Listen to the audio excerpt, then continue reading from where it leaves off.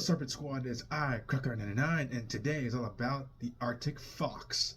Welcome you back to our top planet.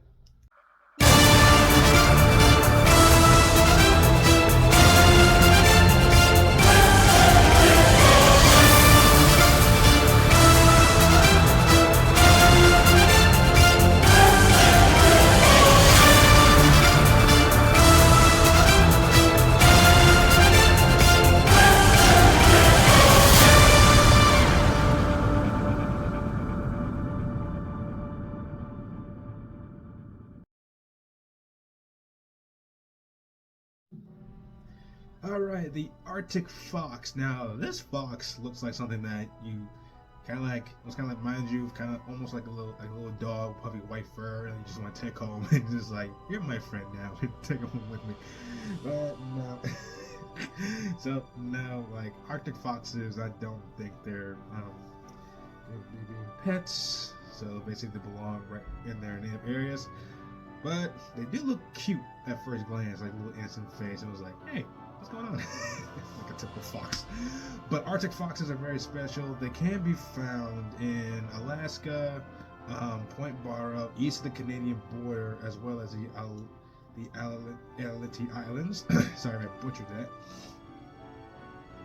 Now, Arctic foxes are basically like a small fox. They're a little smaller than their larger counterparts, like red fox.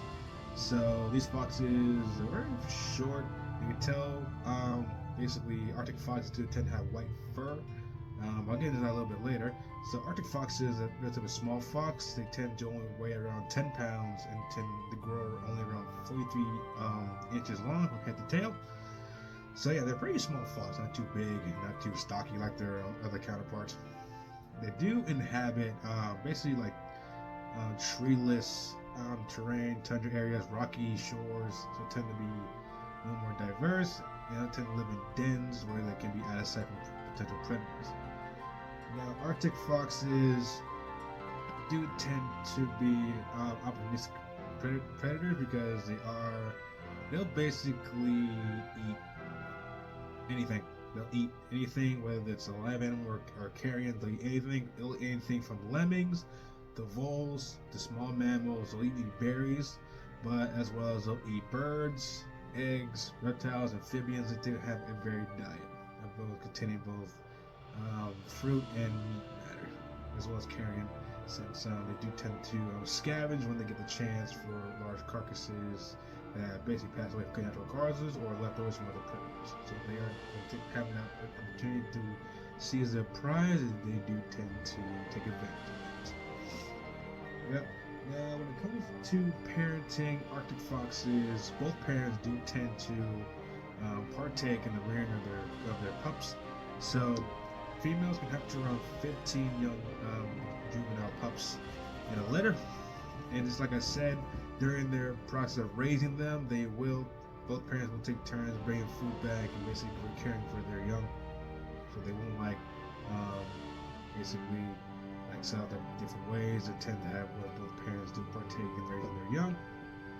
Arctic foxes are very kind of like hard to spot during the winter because like their thick white coats do tend not only act as insulation when it's very cold out, but also as a natural camouflage to escape predators.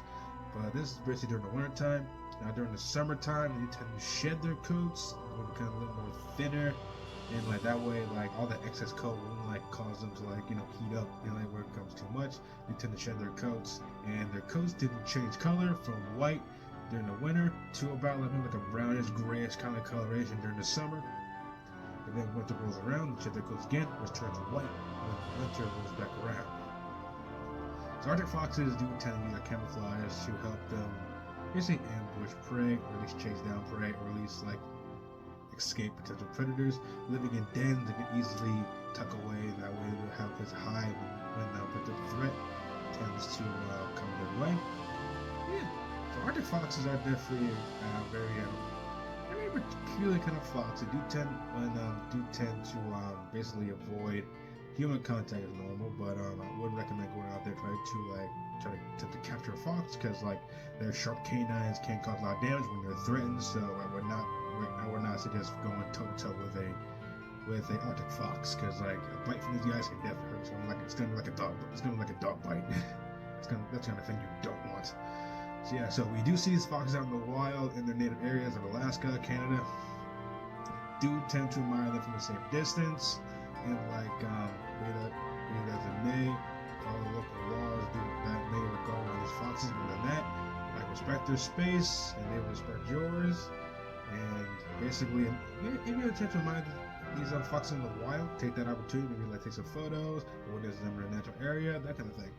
Just don't interact with them for safety reasons and for guidelines. And there are guidelines for these foxes. Alright, so that's it for today. If you enjoyed the video, please like button, give me questions, post down in the comments. Don't forget, subscribe for more content, and I will see you guys next time. See ya.